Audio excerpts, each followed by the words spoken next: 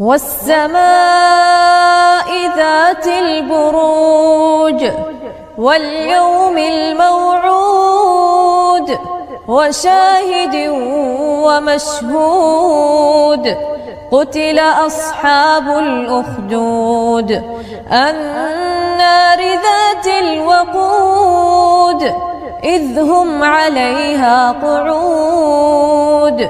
وهم على ما يفعلون بالمؤمنين شهود وما نقموا منهم إلا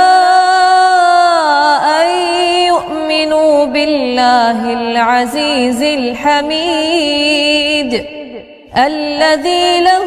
ملك السماوات والأرض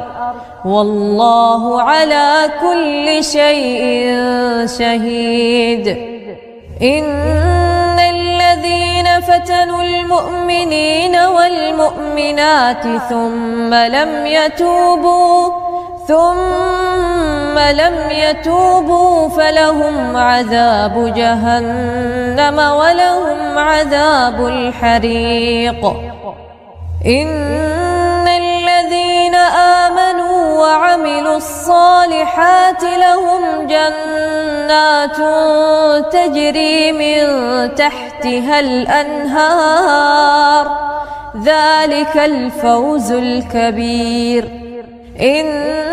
بطش ربك لشديد إنه هو يبدئ ويعيد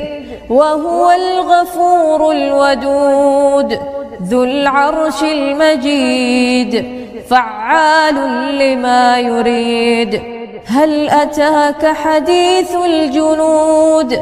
فرعون وثمود بل الذين كفروا في تكذيب والله من ورائهم محيط بل هو قرآن مجيد في لوح محفوظ.